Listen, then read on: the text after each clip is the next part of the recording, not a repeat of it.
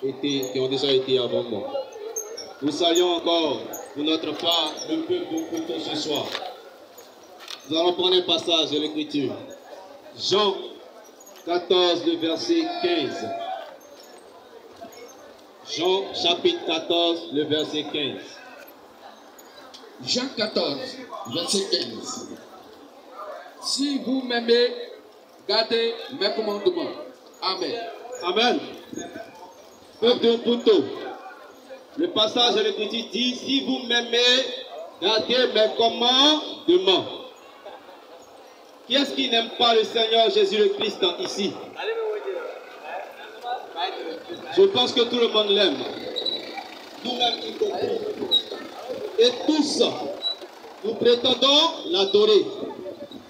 Il dit que si nous l'aimons, nous devons garder ses commandements. Quels sont donc les commandements que nous devons garder? Parce que ce soir, si tu penses que en respectant les 10 commandements, tu seras sauvé, mon frère, tu te trompes. Si tu penses que la Bible a dit, tu ne voleras pas, tu ne mentiras pas, tu ne commettras point d'adultère, c'est ces choses qu'il faut respecter pour que tu puisses avoir part au royaume des cieux. Mon frère, ma soeur, tu te trompes. Amen. La Bible dit que celui qui s'efforce, qui fait un effort pour respecter les commandements que le Seigneur a prescrits à Moïse, en les respectant, il va à l'enfer avec joie et amour. D'ailleurs, aucun et aucune ne peut respecter les 10 commandements. Quels sont donc les commandements que le Seigneur Jésus-Christ nous demande de garder si nous l'aimons? Nous allons faire une petite historique. Matthieu chapitre 10, 1 à 2. Lorsque le Seigneur Jésus-Christ commence son ministère, il choisit 12 personnes. Amen. Parmi les 12, selon Jean 6, 70 à 71, il y a un démon qui n'est rien d'autre que Judas Iscariote. Ce personnage n'est pas possédé d'un démon, mais il est lui-même un démon. Amen. Et le Seigneur Jésus le Christ va donc laisser sa doctrine à ses apôtres. Quand il dit, si mes paroles demeurent en vous, je demeure en vous. Selon Jean 15, le verset 7. Amen. Il dit que si nous l'aimons, nous devons garder ses commandements. Et ces commandements, il a laissé à ceux-là même qu'il a choisi d'avance pour être ses disciples. Il dit dans Jean 17, le verset 6 à 9. Jean 17, le verset 20. Je ne prie pas seulement pour mes disciples, mais je prie pour tous ceux et toutes celles qui croiront en moi, le Seigneur Jésus-Christ, au travers la doctrine que j'ai laissée à mes disciples. Et ainsi donc, tous ceux et toutes celles qui veulent aller au Seigneur Jésus-Christ, ils doivent écouter la doctrine que Christ a laissée à ses apôtres. Quelle est donc cette doctrine? Mes frères qui sont passés avant moi en ont touché du doigt quelques-uns. Aujourd'hui, dans certains lieux de prière, on baptise des enfants, des bébés. Mais que dit l'évangile du Seigneur Jésus-Christ? Nous allons lire Marc 16, 15 à 16 et Matthieu 28, verset 19. Marc 16, verset 15 à 16. Puis il a dit, allez par tout le monde et prêchez la bonne nouvelle à toute la création. Celui qui croira et qui sera baptisé sera sauvé. Mais celui qui ne croira pas sera condamné. Amen. Amen. Matthieu 28, verset 19.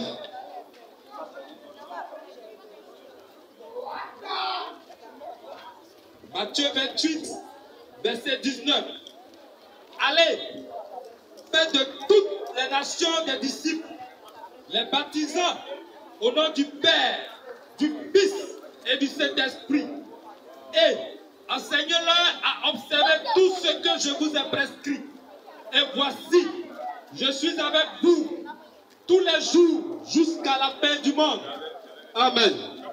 Ainsi donc, pour recevoir un baptême, il faut croire en quelque chose.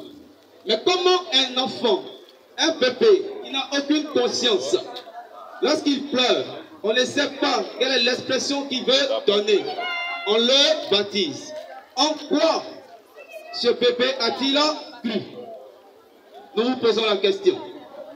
La Bible dit, si vous aimez le Seigneur Jésus-Christ, vous devez garder ses commandements. Aucun de ses apôtres, étant revêtu de la puissance d'en haut, n'a eu à faire cela. C'est-à-dire baptiser des nouveau-nés, baptiser des enfants. Amen. Nous continuons. Si vraiment nous aimons le Seigneur Jésus le Christ, tout à l'heure, nous avons vu que l'Église est le corps humain. Et que l'Église étant le corps humain, là où 2 et 3 sont réunis en son nom, nous formons l'Église du véritable Dieu. Amen. Amen. Qu'est-ce que la Bible nous dit à ce sujet? Là où les apôtres étaient réunis, ils formaient l'Église du lieu, de l'endroit où ils se trouvaient. Or, la parole de Dieu n'est rien d'autre que Dieu lui-même. Et nous ne devons rien ajouter à sa parole et ne rien y retrancher, de peur que je retrouve menteur. Amen. Ainsi donc, si nous avons ajouté quelque chose à la parole, nous serons trouvés menteurs ou menteuses. Frère, qu'est-ce que la Bible dit? Est-ce que les différents noms adjectifs possessifs associés au mot église que nous voyons chaque jour, que nous observons sur la terre, se trouvent-ils mentionnés dans les Saintes Écritures? Nous allons voir comment.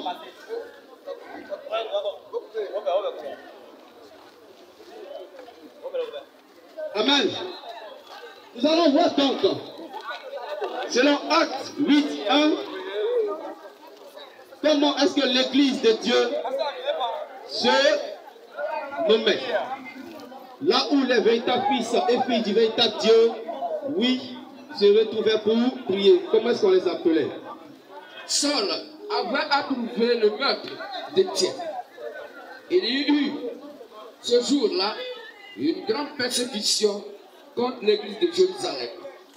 Et tous, excepté les apôtres, se dispersèrent dans les contrées de la Judée et de la Samarie. Amen. Amen. La Bible dit qu'il y eut ce jour-là une grande persécution contre l'église de Jérusalem. Jérusalem, c'est une ville qui existe aujourd'hui. Acte 13, le verset 1. Acte chapitre 13, le verset 1. Acte 13, verset 1. Il y avait dans l'église d'Antioche des prophètes et des docteurs. Barnabas, Siméon appelé Niger, Lucius de Cyrène, Manaï, qui avait été élevé avec Hérode le Donc la Bible nous dit, dans ce passage-là, que l'église s'appelait l'église d'Antioche. Quand nous allons prendre Apocalypse 1, à partir du verset 11, on va comprendre aussi que l'église ne porte pas un nom dénominationnel autre que le nom du lieu où les véritables fils et filles du Dieu de la Sainte Bible s'y retrouvent. Amen. Apocalypse 1, le verset 11, qui disait: ce que tu vois, écris-le dans un livre et envoie-le aux 7 églises, à Éphèse, à Smyrne, à Pergame, à Thyatire, à Sardes, à Philadelphie et à Laodicée. Amen. Amen. Ce sont des noms de villes qui existent jusqu'à aujourd'hui. Amen. Si nous aimons le Seigneur Jésus-Christ, nous devons garder ses commandements. Et ce sont ces commandements que nous sommes en train de vous donner. Cette doctrine qu'il a laissée à ses apôtres, lui-même étant la pierre angulaire. Frère, on entend généralement dire, je m'en vais chez mon père spirituel, je m'en vais chez ma mère spirituelle. Grossière erreur. Amen. Comment un homme qui est né d'une femme, un homme qui ne savait pas quel jour il allait naître, quelqu'un qui ne sait pas quand il va mourir, toi, tu l'appelles ton père spirituel. Amen. En le faisant, tu es en train de dire à cet individu qu'il est le Dieu tout-puissant, le créateur du ciel et de la terre, celui-là même qui a créé et formé ton esprit. Matthieu 23, 8 à 9.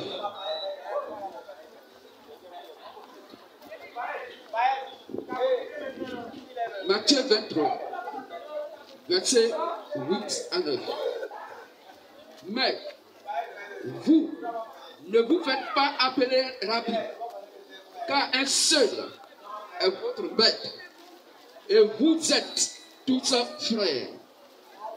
Et n'appelez personne sur la terre votre Père, car un seul est votre Père, celui qui est dans les cieux. Amen. La Bible dit, un seul est votre Père, celui qui est dans les cieux. Le seul capable de créer les esprits de tous les êtres humains et de les envoyer sur la terre, au temps marqué par lui-même. Ainsi donc, tu te retrouves dans un quelconque lieu de prière, où le monsieur te dit, ah, faut m'appeler mon père, faut m'appeler mon père, ma mère, mon frère, sort de là-bas.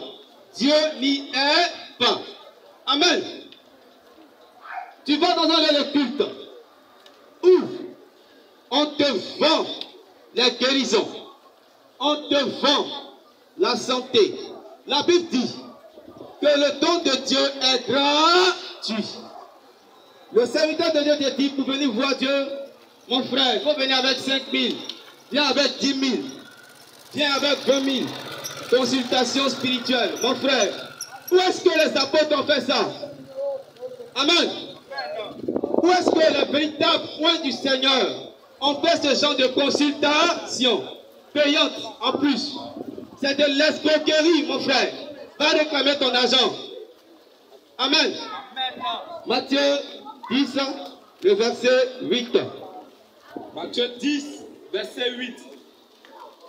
Guérissez les malades, ressuscitez les morts, purifiez les lépreux, chassez les démons.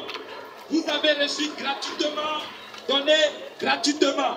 Amen. Amen. Vous avez reçu gratuitement, homme de Dieu, homme se disant appelé de Dieu, donnez gratuitement. Mais la question c'est, est-ce qu'ils ont reçu gratuitement? Parce qu'ils sont allés dans des écoles pour apprendre Dieu. Ils ont fait des formations. Ils ont payé la connaissance de Dieu. Mais question, la Bible nous dit que Dieu est éternel. Je me demande comment quelqu'un qui t'a créé, comment toi qui es né avant-hier, tu puisses aller dans une école formée par un être humain limité, mortel, charnel et sauvage pour apprendre Dieu. Amen. Comment se fait-il que nous aussi, qui sommes allés à l'école, qui sommes des intellectuels, des intelligents, on se laisse berner de la sorte? Je me pose la question. Qui donc peut apprendre Dieu? La Bible dit qu'il est l'alpha et l'oméga. Il n'a ni commencement de jour, ni fin de vie. Où est-ce que vous allez aller pour l'apprendre? Comment est-ce que vous allez le faire? Amen. Tous ceux et toutes celles qui ont reçu une formation pour apprendre Dieu, enfin de devenir des serviteurs de Dieu, qui sont-ils? Comment est-ce que Dieu les qualifie dans sa parole? Qui est-ce qui a été la première personne à poser ce acte dans la Bible? Comment est-ce que Dieu a condamné cela? Nous allons voir cela dans le livre de 1 Roi 12 et 1 Roi 13.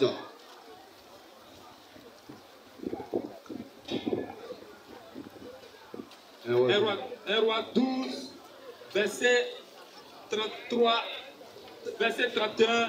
Je commence expressément à partir du verset 31. Jéroboam fit une maison de haut lieu et il créa des sacrificateurs parmi tout le peuple qui n'appartenant point au fils de Lévi. Il établit une fête au 8e mois, le 15e jour du mois, comme la fête qui se célébrait en Juda. Et il offrit des sacrifices sur l'autel. Voici ce qu'il fit à Bethel, afin que l'on sacrifiât au bord qu'il avait fait. Il plaça à Bethel des prêtres des hauts lieux qu'il avait élevés.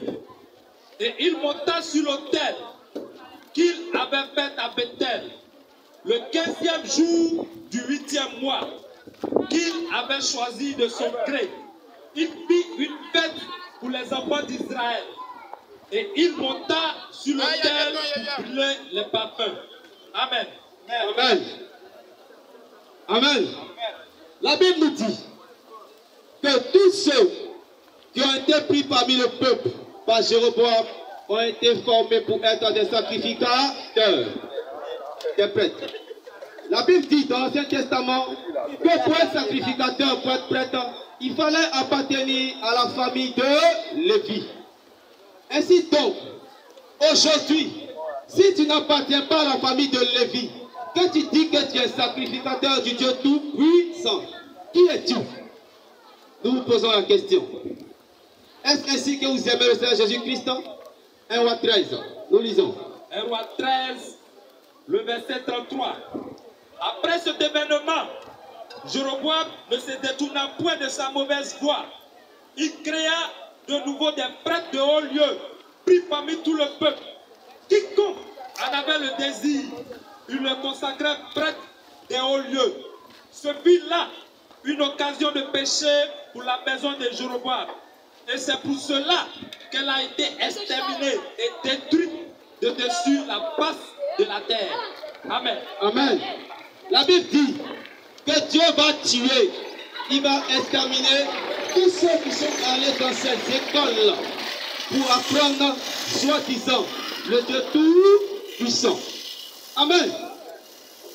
On entend généralement dire, mon frère, mon fils spirituel, c'est parce que tu n'as pas la foi que tout ce que tu demandes à Dieu, tu ne l'obtiens pas. Hein? Il n'a pas la foi. Il paie dîme, il fait ses offrandes, il est assidu au temple. Tous les jours, il est présent. Il lave même dans la maison du pasteur. Et tout ce qu'il fait là, on dit qu'il n'a pas la foi. Mais la foi là même, c'est quoi? C'est quoi juste? Pour qu'on puisse l'obtenir. Afin que ce qu'on demande à Dieu, on puisse l'avoir. Amen. Qu'est-ce que la Bible nous dit à ce sujet? C'est quoi la foi? Hébreux, chapitre 11, le verset 1. Nous lisons.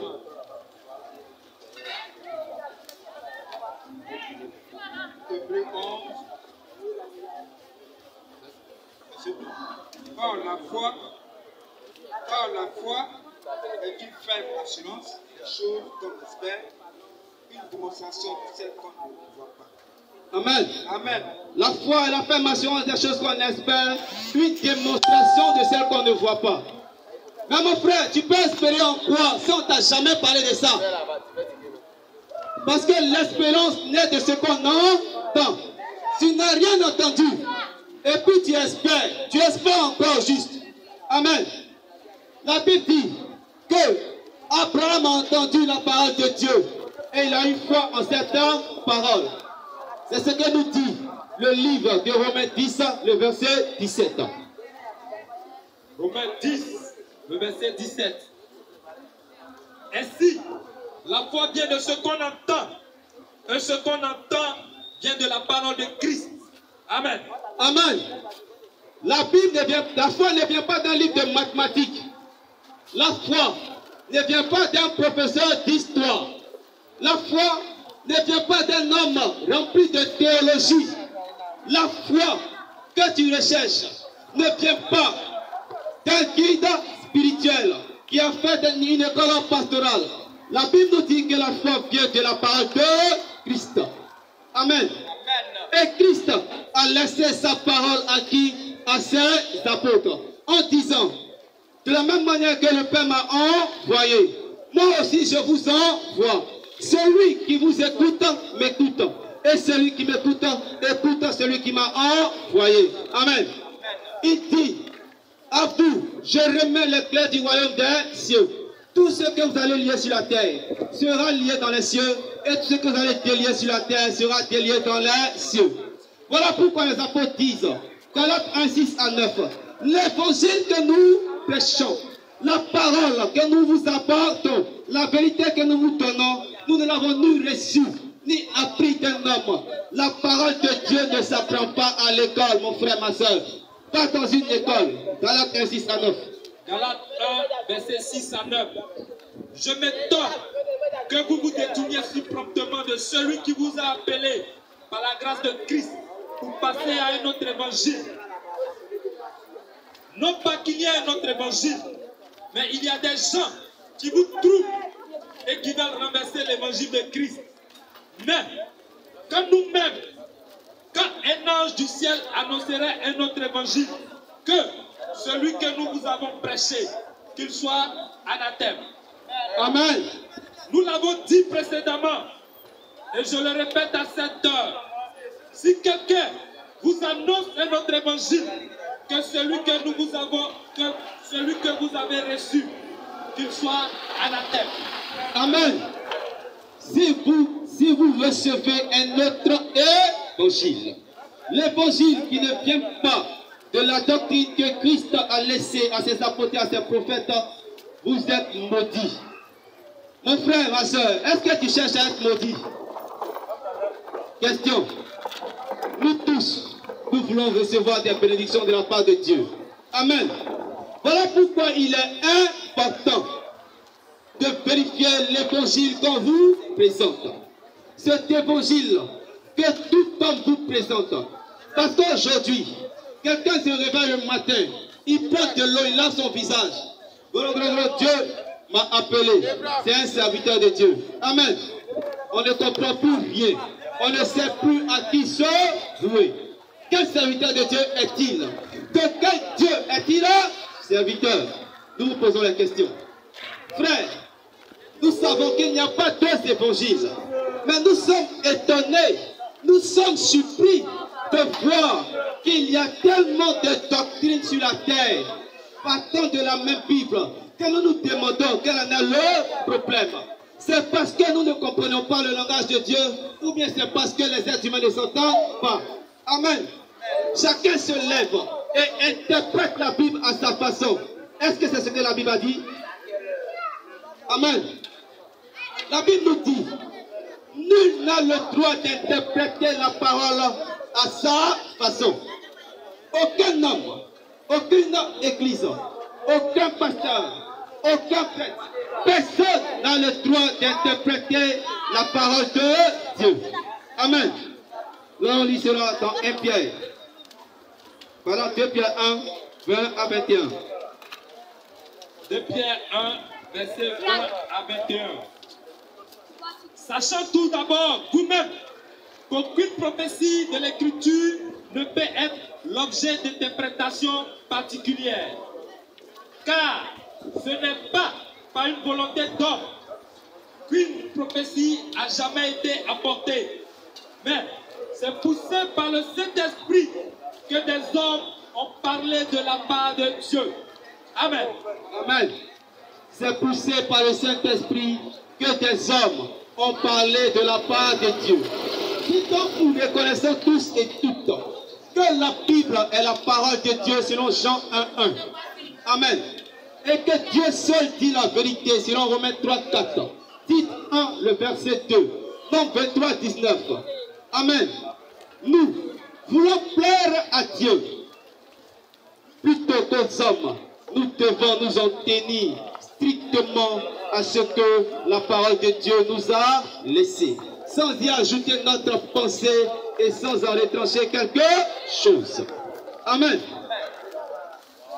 Aujourd'hui, qu'est-ce qu'on voit? Mon frère, tu es malade, tu souffres. Tu ne sais plus à quel saint te vouer. Tu arrives dans un lieu de culte. Tu es presque mourant. On te demande de jeûner.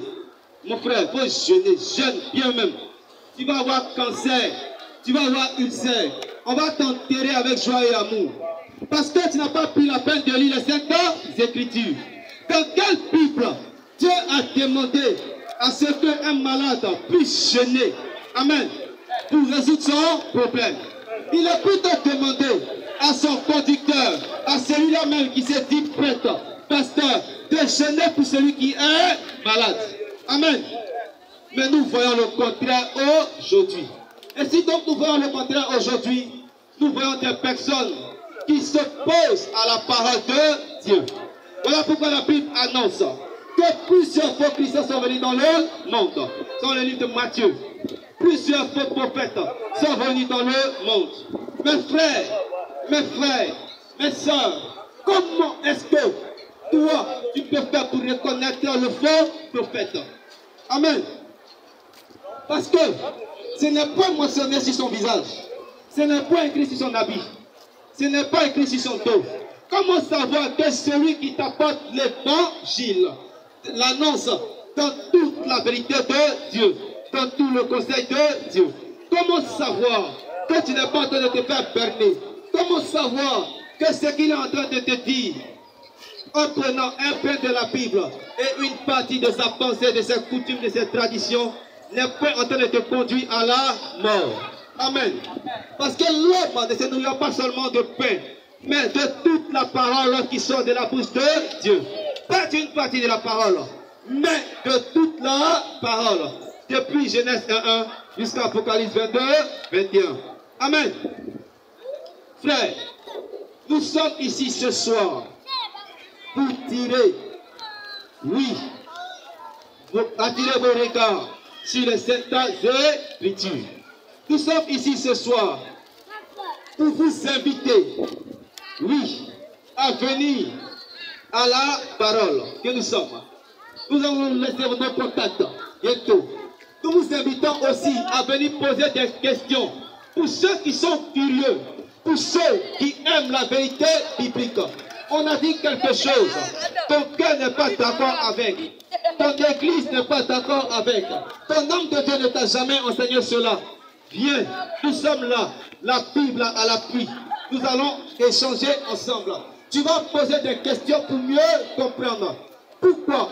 Parce que si tu n'as pas posé la question maintenant, que tu meurs, c'est pas toi mon frère.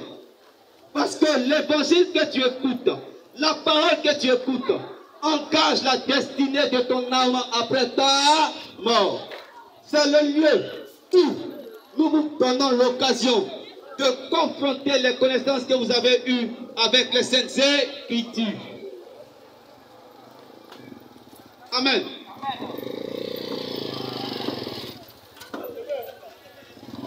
Nous sommes heureux et heureuses d'avoir été des vôtres ce soir, d'avoir été parmi vous ce soir, et nous sommes très heureux de ce que vous avez prêté attention à ce que nous avons dit.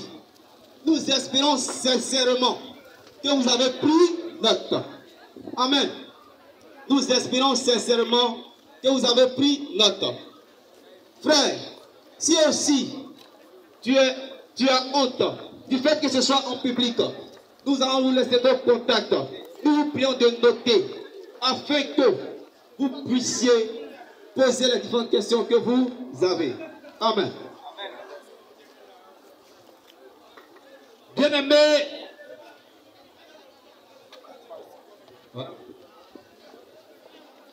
nous sommes heureux de ce que vous avez pris note de tout ce que nous avons dit et que vous allez prendre le temps de vérifier avec la Sainte Bible avant de condamner, avant de rejeter. Nous sommes disponibles.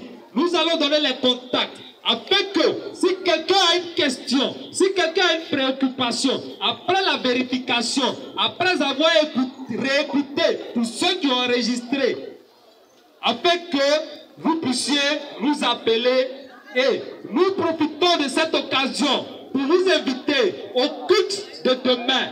Nous avons le culte de demain de 9h à midi. Nous prions à 50 mètres de la pharmacie Mputo, juste à côté à la Rivera Siat. Nous sommes l'église de la Rivera Siat parce que nous prions à la Rivera Siat. Prenez les contacts. pour venir écouter la bonne parole, la bonne nouvelle, la parole que Christ a laissée à ses apôtres. Oui, Christ est la pierre angulaire. Les contacts sont le 07 encore, 77 35 00. Je répète, 07 77 35 00. Un second contact. Le 07 57 76 59 20. Je répète, 07 57 76 59 20. Un troisième contact. Le 07 57 30 09 70. Le 07 57 30 09 70.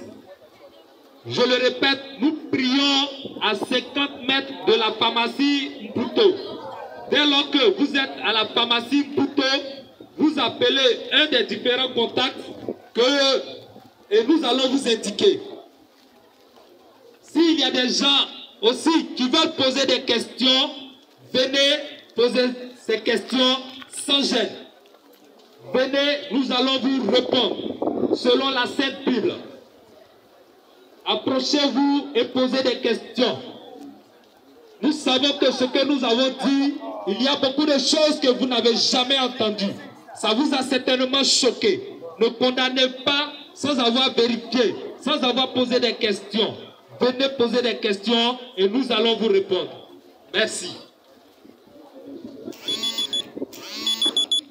Je vous donne encore un autre contact.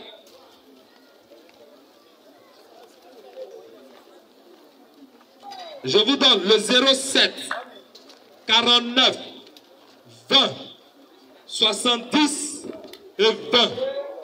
Je répète, le 07 49 20 70 et 20. Bien-aimés, si vous n'avez pas de questions sur le champ, prenez le temps de vérifier tout ce que nous avons donné comme information et les différents contacts que nous vous avons donnés. Demain matin, à partir de 8 h, vous pouvez être à la pharmacie Mputo. Nous sommes à 50 mètres de la pharmacie Mputo. Nous vous invitons à partager le culte avec nous pour que nous puissions parler de la véritable parole de Dieu. Amen.